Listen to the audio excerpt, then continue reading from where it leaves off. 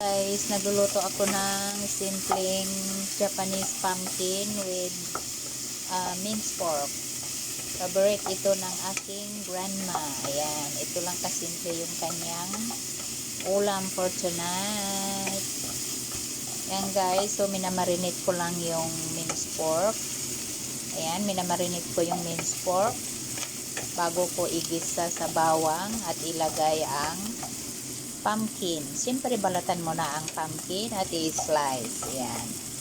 Masarap ito guys kasi Japanese. Yan. Japanese pumpkin.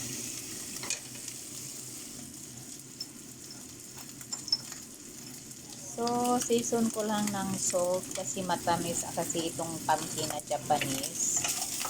Yan. Tapos, lalagyan ko lang ng tubig para lumambot ang minced pork. So yan guys, tatakpan lang natin, pahinaan lang natin hanggang lumambot ang minced pork at saka yung pumpkin. At ito naman yung soup guys na niluto ko para kay Lula guys. Ayan, chicken feet at saka chicken bone. Nilalawaan ko ng ginger at saka carrots at saka cheese nut. Ayan. Chicken feet, paborito niya itong soup na ito guys. Yan. Chicken bone, chicken feet. Yan. May cheese nut ito guys, kaya matamis-tamis ang soup. May ginger, ayan. Ginger at saka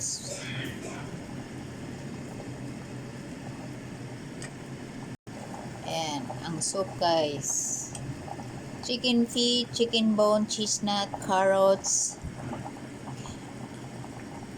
and ginger, ayan. Seasoning guys is salt.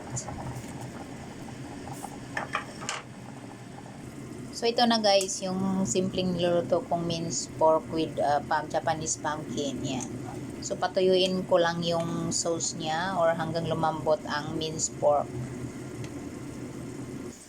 At ito naman guys ang trisam na favorite ni Lola. Ayan. So igigisa ko lang ito sa ginger. Ayan. Gigisa ko lang sa ginger itong gulay ni Lola na favorite niya. Ang tawag dito ay trisam.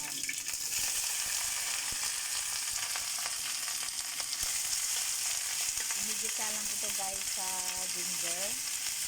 Tapos lalagyan natin ng chicken powder. Yan.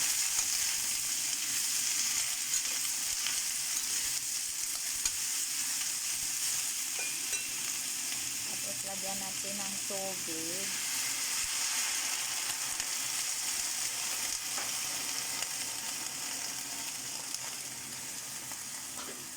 At takpan. Itong gulay lang ang gusto ni Lola. Itong Chinese flowering cabbage at saka yung spinach. So, ayan. Ito lang ang favorito niyang mga gulay. Hindi na siya pwedeng ayaw na niya yung ibang mga gulay.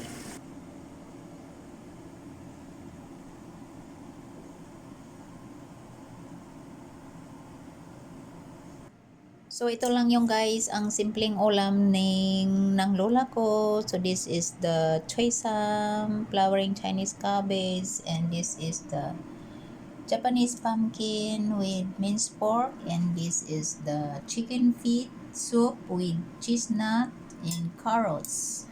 So, these are my grandma's simple dinner for today. So thank you for watching guys. If you like this video, please like, share, and subscribe my YouTube channel, Simple Western and Asian Menu. Thank you for watching.